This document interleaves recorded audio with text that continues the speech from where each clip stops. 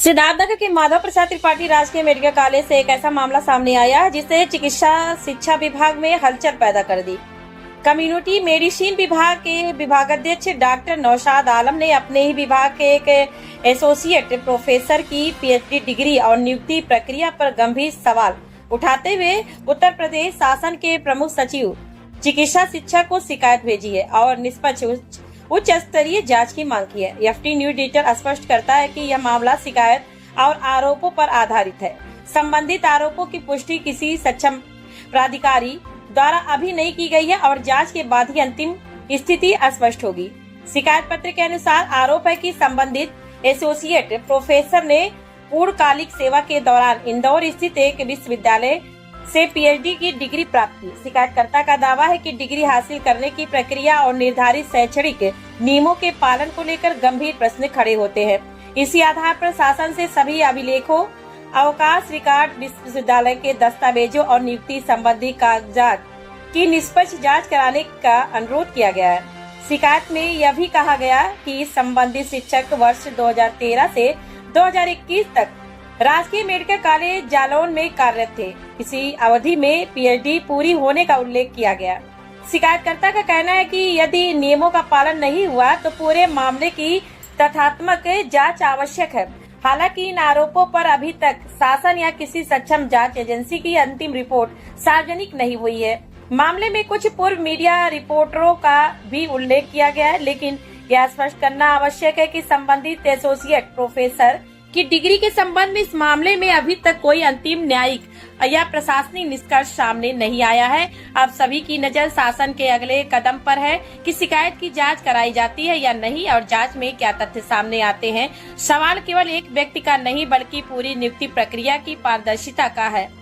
यदि शिकायत में लगाए गए आरोप सही है तो कार्रवाई तय होगी और यदि आरोप निराधार पाए जाते हैं तो संबंधित अधिकारी को भी पूरा न्याय मिलना चाहिए। एफटी न्यूज डिजिटल इस मामले में किसी निष्कर्ष पर नहीं पहुंचता और संबंधित पक्ष का आधिकारिक जवाब मिलने पर उसे भी समान प्रमुखता से प्रसारित करेगा।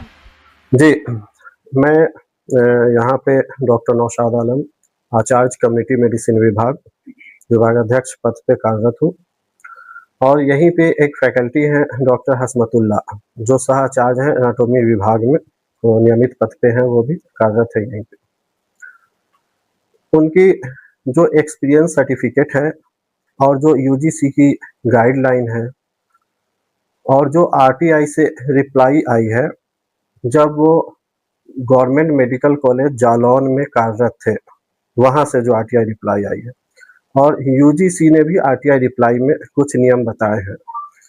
फिर जहां से इन्होंने पीएचडी किया है मलवांचल यूनिवर्सिटी इंदौर मध्य प्रदेश से, वहां की ऑर्डिनेंस है, जो वहां का कानून है, इन सारे दस्तावेज के आधार पे उनकी डिग्री जो है फर्जी तरीके से ली गई प्रतीत होती है। उसमें जो इनका कार्यकाल है डॉक्टर हसमतुल्ला का, वो Jalaun government medical college Jalaun में ये कार्यरत रहे हैं।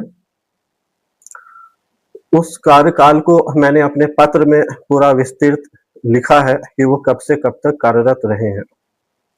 उस कार्यकाल में इन्होंने जो जालौन से आरटीआई में जवाब प्राप्त हुई है उसमें 2017 से लेकर के 2021 तक में टोटल 12 दिन के लिए इन्होंने सीएल की आवेदन की थी, जिसमें इनके पीएचडी का जो ड्यूरेशन है 2018 से 2021 उसमें केवल एक ही दिन इन्होंने सीएल लिया है, सीएल के लिए आवेदन दिया था प्रधानाचार्य कार्यालय में।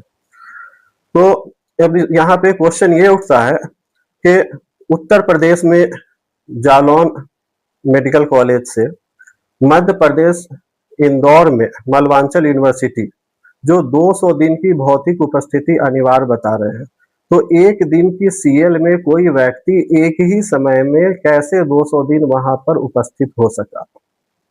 ये खुद एक क्वेश्चन उठा रहा है उनकी पीएचडी उपाधि पे। तो हमारे द्वारा पूर्व में भी शिकायत की गई थी। उस शिकायत में प्रधानाचार्य महोदय ने, जो तत्कालीन प्रधानाचार्य थे, उन्होंने यहाँ से रजिस्ट्रार मलवांचल यूनिवर्सिटी को मेल के माध्यम से उसको वेरीफाई किया था वहां से रजिस्ट्रार द्वारा वेरीफाई किया गया कि पीएचडी डिग्री जो है सही है। लेकिन पीएचडी डिग्री सही अगर है तो ये बिना जाए हुए, बिना वहां प्रेजेंट हुए पीएचडी की डिग्री कैसे प्राप्त कर ली उन्होंने, ये कैसे सही हो गया? एनएमसी और यूजीसी गाइडलाइन क्या कहती है? एनएमसी की गाइडलाइन जो 2022 से है उसमें यह लिखा हुआ है कि पीएचडी रेगुलर इन कैंपस होना चाहिए, यानी जहां पे आप पीएचडी में अध्ययनरत है आप वहां पे भौतिक रूप से उपस्थित हो, इसको बोलते हैं रेगुलर इन कैंपस। और 2025 की गाइडलाइन भी है। लेकिन यूजीसी की जो गाइडलाइन है उसमें जैसे इन्होंने कहा है कि 2018 में इन्होंने एडमिशन लिया है पीएचडी में, तो यूजीसी की जो गैजेट नोटिफिकेशन है वो 2016 की इन पे लागू होती है। 2016 में यूजीसी गैजेट नोटिफिकेशन में जिसमें पीएचडी उपाधि देने की नियम का उल्लेख किया गया है, उसमें पृष्ठ संख्या 12 बिंदु संख्या 11.1 उसमें साफ तौर पे लिखा हुआ है कि किसी भी संस्थान से पीएचडी डिस्टेंस लर्निंग मोड में नहीं किया जा सकता। 11.2 में लिखा हुआ है पार्ट टाइम पीएचडी का प्रावधान है, लेकिन पार्ट टाइम पीएचडी का प्रावधान है, जब उन्होंने 11.1 में इसको प्रतिबंधित कर दिया कि ये ऑनलाइन डिस्टेंस लर्निंग मोड से नहीं किया जा सकता, तो पार्ट टाइम पीएचडी कहां से किया जा सकता है? जो व्यक्ति जिस संस्थान में जॉब कर रहा है वहीं से अपने जॉब ड्यूरेशन के बाद वो पार्ट टाइम पीएचडी कर सकता है। ये नहीं कि वो एक स्टेट में काम कर रहा है और वो किसी अन्य स्टेट से उसकी पीएचडी चल रही है। इसकी जवाब यूजीसी ने अपने आरटीआई रिप्लाई में दिया है कि PhD online distance learning mode में प्रतिबंधित है। तो फिजिकली एक आदमी